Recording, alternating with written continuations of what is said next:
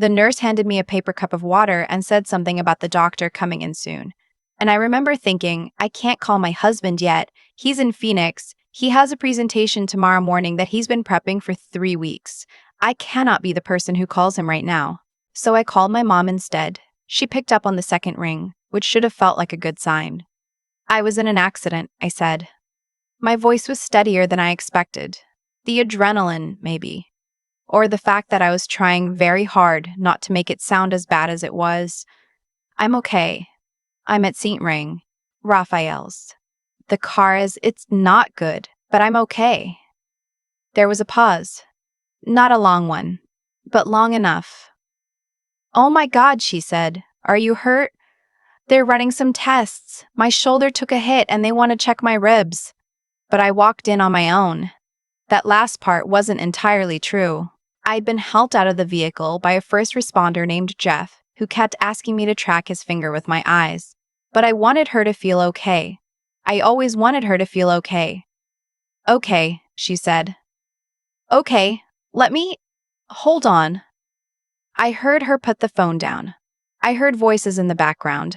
My dad's voice, lower than hers, something that sounded like my brother. Then she came back. Honey, your brother is having a really hard time right now. He just found out he owes back taxes, almost $4,000, and he's completely falling apart. Your father and I are trying to help him figure out what to do. I looked at the ceiling of the examination bay, white and water-stained in one corner. There was a machine to my left that beeped every few seconds with a sound so regular it almost felt sarcastic. Mom, I said, I'm in the hospital. I know, sweetheart, I know, but you said you're okay. You walked in yourself. Do they think anything is broken? They don't know yet. That's why they're running tests. Another pause, longer this time. Your brother is really struggling, she said again, as if she hadn't heard me. As if struggling with a tax bill and having your daughter in the ER were things of equivalent weight that simply had to be balanced against each other. Okay, I said. We'll check in with you. Keep us posted on what the doctors say. I said okay again. I don't know why. Some reflex. Some old, deeply trained habit of not making things harder than they had to be. I set my phone face down on the bed beside me and stared at that water stain on the ceiling for a long time. The accident had happened at 4047 in the afternoon. I know the exact time because I just looked at the clock on my dashboard, trying to calculate whether I could make it to the dry cleaner before they closed at 6. My car was T-boned at the intersection of Millbrook and 9th by a pickup truck that ran a red light. The driver wasn't drunk. He was just not paying attention. Looking at his phone, the police report would later confirm. He had a cracked windshield and a dented front bumper. My car was totaled. I had a bruised shoulder, 2 cracked ribs, and a small bleed on my spleen that the CT scan found 40 minutes after I arrived at St. Raphael's. The ER doctor, a woman with very short gray hair and reading glasses pushed up on her forehead, sat down next to me and said, "The bleed looks stable. We're going to monitor you for a few hours and run the scan again. If it stays stable, you'll probably be able to go home tonight with some restrictions. But I want to be honest with you, if it gets any bigger, we're looking at surgery." I nodded. "Is there someone with you?" she asked. "Not yet," I said. She looked at me for a moment in a way that was professional and kind, and that somehow made things worse. "Okay, we'll check back in about an hour." I picked up my phone and scrolled to my husband's name. I stared at it. I thought about him in a conference room in Phoenix, probably mid-sentence, about Q3 projections or whatever it was. I thought about telling him there might be surgery. I thought about the word surgery sitting in his chest for the next 4 hours on a flight home that he couldn't shorten. I called him anyway. He answered before the second ring. "Hey, I need to tell you something," I said, "and I need you to let me finish before you say anything." He was quiet. That's one of the things about him. He knows how to be quiet when it matters. I told him everything. The accident, the ER, the CT scan, the bleed. I told him all of it in one breath almost.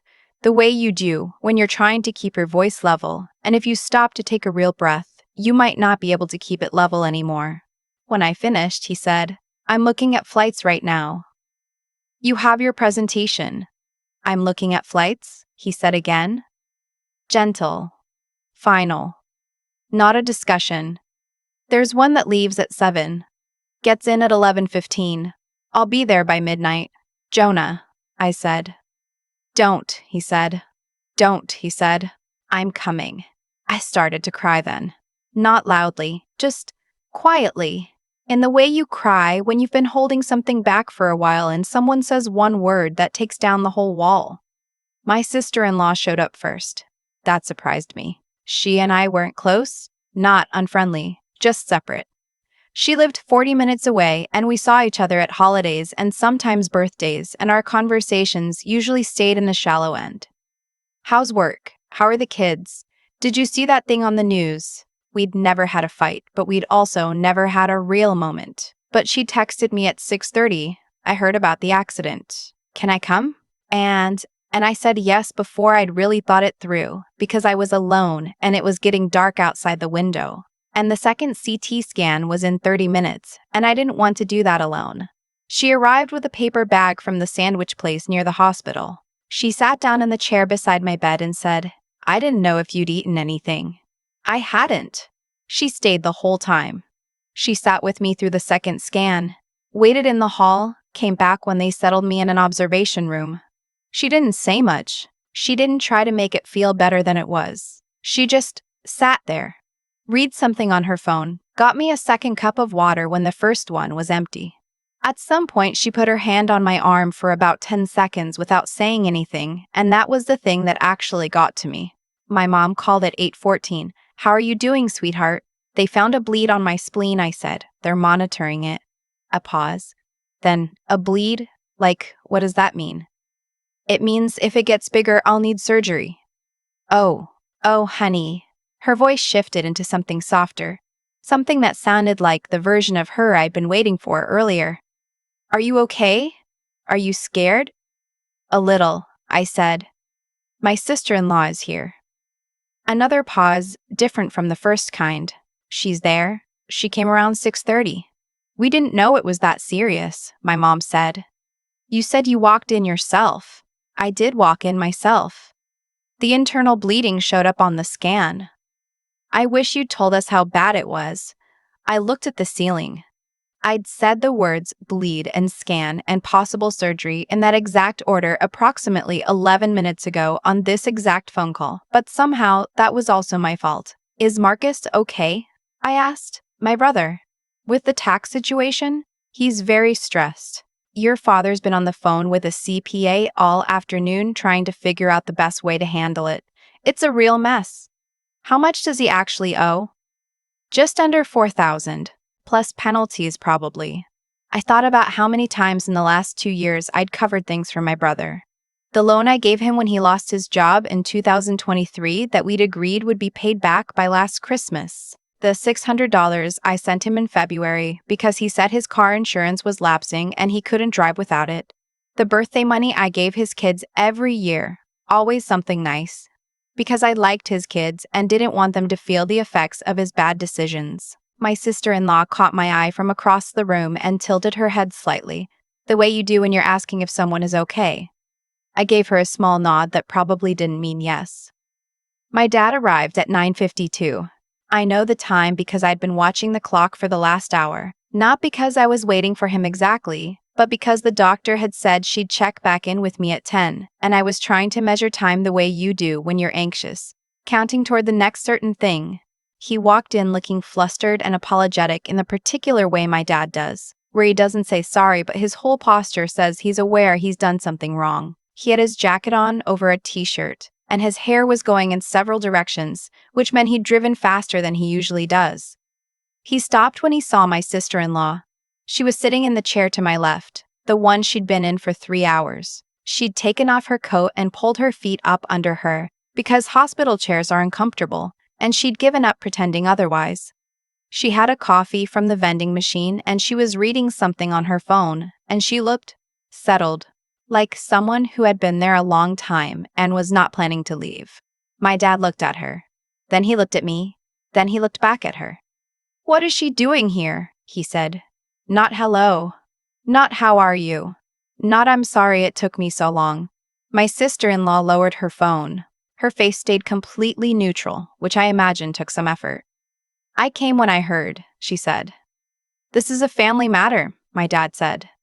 The room was very quiet. The monitor beeped. The lights were the specific kind of fluorescent that makes everyone look slightly unwell. Dad? I said. He turned to me then, and I could see the thing he was doing. The pivot he always made when he knew he'd gone too far. The quick recalibration towards something that looked more like a father visiting his daughter in the hospital. How are you feeling? What did the doctor say? I'm okay, I said, out of habit. They think the bleed is stabilizing. Good, good. He nodded, not quite looking at me, his eyes flickering back toward my sister-in-law in the chair. You should have called us sooner. We didn't know it was this serious. I called Mom from the ER, I said. Right away. She said you told her you were okay. I told her I walked in. I also told her they were running tests. He made a sound that was not quite agreement and not quite disagreement. A sound I'd heard my whole life. The one that meant he didn't want to be wrong, but also didn't want to have the conversation that would require him to admit it. My sister-in-law put her coffee down. I'm gonna find a vending machine, she said, standing up. She said it to me, not to my dad. She touched my arm as she passed. My dad watched her go. When she was out of the room, he sat down in her chair. Still warm from her. He put his hands on his knees and looked at me. And for a moment, he looked just like my dad, just like the person who used to carry me on his shoulders at the fair when I was 5, because I couldn't see over the crowd. We were dealing with your brother, he said. I know. $4,000 is not nothing. I know, I said again. He was in a real state, Beth. My name. He didn't use it often. It landed somewhere in my chest. We couldn't leave him. I looked at my hands on the blanket. My left knuckles were still slightly scraped from the airbag. I hadn't noticed that before. I might have needed surgery, Dad, I said. Not to wound him, just because it was true and it needed to be said out loud to someone who should have already known it. That was a real possibility tonight. He was quiet. I was alone for almost 3 hours, I said. The only person who came was Jonah's sister. More silence. The monitor beeped. She's not blood, he said finally. Quieter. As if he wasn't sure he should say it. No, I said. She's not.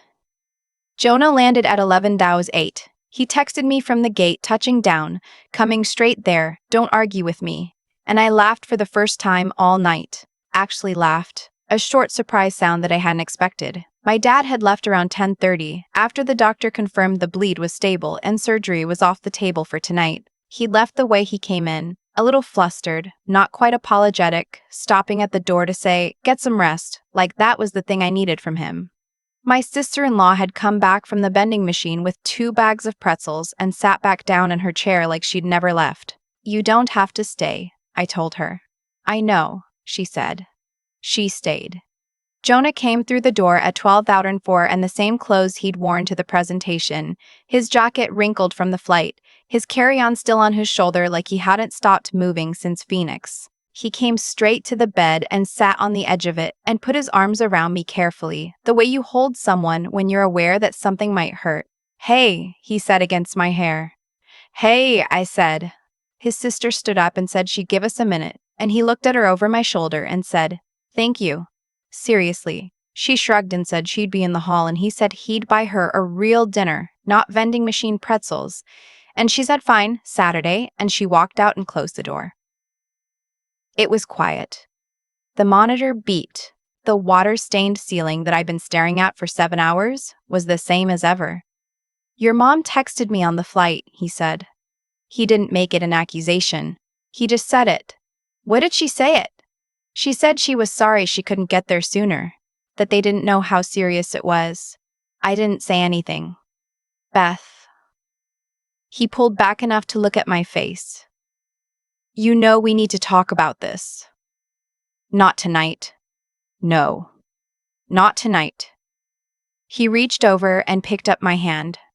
The scraped knuckles, he looked at them for a moment. But at some point, I know, I said. I did know. I'd known it for a while, actually. Not in a dramatic way, not with any particular decision made, just in the quiet way that you know something when you finally stop pretending not to. I was discharged the next morning at 9. Jonah drove me home in his rental car because mine was in a yard somewhere, waiting to be assessed by the insurance company. He stopped and got coffee and breakfast sandwiches from a place near the hospital, and we ate in the parking lot before getting on the highway, because he said I should eat something before we moved, and I didn't argue. My mom called while we were on the road. "How are you feeling? Did they let you out okay?" "Just left," I said. "Good, good. How are your ribs?" "Sore. They said it'll be a few weeks. We should come over. Bring you dinner. What do you like right now? Can you eat normally?" I watched the highway through the window. The morning was flat and gray, and there was frost still on the grass at the edge of the road. "Mom," I said. "What?" "I need a little time. I don't want company right now." A pause. Shorter than I expected. "Of course. Take all the time you need. We'll do it whenever you're ready." "Okay. I love you, sweetheart." "I love you too," I said. Which was also true. That was the thing I'd spent a long time not understanding, that both things could be true. That I could love her, and also be sitting with something hard. Something I didn't yet have the words for, but that had been sitting in the back of my throat since the night before, when my dad said she's not even blood, and I hadn't said anything back. She was not blood. She answered a text at 6:30 on a Tuesday evening and showed up with sandwiches and sat with me for 5 hours and put her hand on my arm in a way that made me feel less alone than I had in a very long time. And she was not blood. I thought about the loan I'd given my brother. $11,000 over 2 years, including the one we agreed would be paid back by Christmas. I thought about the birthday presents for his kids, the Venmo transfers, the time I took a day off work to help him move because he didn't have anyone else. I thought about the way I'd always done those things without asking whether anyone would do them for me, because I was the capable one, the one who had it together, the one who could handle things. I thought about sitting in that examination bay alone for 3 hours. And I thought about how much of my life had looked like that, capable, handling things, not making it harder than it had to be. And how it had just never occurred to me to ask whether the people I kept showing up for would show up for me. The answer, it turned out, had been on the ceiling of room 4 at St. Raphael's the whole time. I just needed to be still enough to read it. I didn't call my brother. He texted me 2 days later, "Heard about the accident. Hope you're okay," with a thumbs up emoji. And I responded thanks and left it there. My dad came by on Sunday with a casserole my mom had made. He stood on the porch looking uncomfortable, and the way he'd been looking uncomfortable since Tuesday night. And I let him in and thanked him for the food, and we had a conversation about the weather and about whether my car was going to be totaled or repairable. He left after 45 minutes. He didn't bring up what he'd said. I didn't either. Maybe one day. Or maybe the casserole was his way of saying it without saying it, and maybe I needed to decide whether that was enough. The honest answer was that I didn't know yet. What I did know was that the following Saturday, Jonah took his sister to dinner at the Italian place on Carver Street that she'd been talking about for months. She ordered the whole branzino and a glass of wine, and she told us a story about her kids' science fair project that made me laugh until my ribs hurt, and the pain was worth it. Jonah paid the check and she protested, and he said, "You sat in a hospital for 5 hours, and she said the pretzels were enough." And he said they absolutely were not. Walking to the car, she linked her arm through mine on my right side, the uninjured side, because she remembered which one it was. She didn't make a thing of it. She just knew and adjusted. It cost me more than the accident did. Getting honest with myself. Looking at the numbers, not just the financial ones, but the other ones. Who called, who came, who sat in the chair, who linked their arm through mine on the right side because they remembered. I don't say that with bitterness. Not anymore. Not much anyway. I say it the way you say something when you've been carrying it for a long time and you finally set it down on a table and look at it properly in good light. My brother needed $4,000 and my parents spent that Tuesday keeping him from falling apart. And I was in room 4 with a bleed on my spleen. And the person who showed up was someone I made polite conversation with at Christmas for 7 years. You can love people and still let yourself see them clearly. That's the thing I kept getting wrong. I kept thinking that seeing them clearly meant loving them less, and it doesn't. It just means you stop being surprised. And when you stop being surprised, and when you stop making different choices. I made a different choice that week. Several of them, actually. Small ones mostly. But they were mine, and they were the beginning of something. And I held on to that through the sore ribs and the insurance calls and the long, slow weeks of recovery that followed. I caught the 7 o'clock flight, you could say. Or in my case, I finally let someone else buy me dinner. And I started paying attention to who showed up for the right reasons and who didn't and what I wanted to do about that. It turns out clarity, even when it's painful, is a kind of gift. I just hadn't been ready to receive it before. I've thought a lot about cause and effect since that night. Not in a dramatic way. Just the quiet, honest kind of thinking you do when you finally stop filling the silence with excuses for other people. Here's what I keep coming back to. I spent years making myself easy to leave. Not on purpose. But every time I said, I'm okay, when I wasn't, every time I wired money to my brother without asking when he'd pay it back, every time I called my mom and shaped my words so she wouldn't worry too much, I was teaching the people around me that I didn't require much. That I could handle it. That the inconvenience of showing up for me would always be smaller than whatever else was going on. And they believed me. Why wouldn't they? I'd been consistent. The accident didn't change my family. That's the thing I had to sit with. My dad walking into room 4 and seeing Lauren in that chair and saying she's not even blood, that wasn't a new version of him. That was the clearest version I'd ever seen. The accident just removed the noise, the casseroles and the holiday dinners and the polite phone calls that let everyone, including me, pretend we were something we weren't quite. What I learned, and I mean really learned, not just understood intellectually, but felt in the specific way you feel something that reorganizes you a little, is that clarity is not the same as cruelty. Seeing my family clearly didn't mean I had to hate them. It didn't mean I had to cut anyone off, or make declarations, or have some final conversation that would fix everything or end everything. It just meant I had to stop being surprised. And I had to stop paying for the privilege of being let down. Marcus texted me a thumbs up emoji 2 days after I got out of the hospital. I used to have a whole internal script for how to respond to things like that. Something warm, something that left the door open, something that made it easier for him to feel okay about himself. That time I just wrote thanks and put my phone down. It took about 4 seconds. It felt different than I expected, not angry. Just accurate.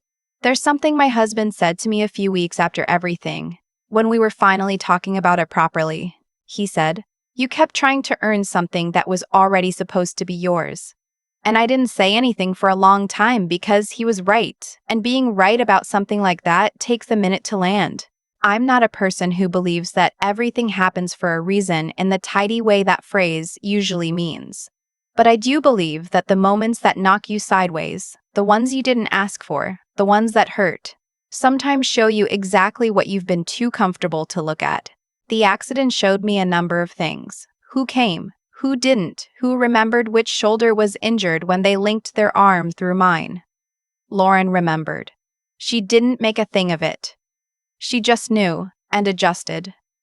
That's the kind of person I want to be. And for the first time in a long time, it's the kind of person I'm actually trying to find my way toward, not by accident, not out of necessity, but because I finally decided I was worth the same kind of showing up that I'd always given to everyone else.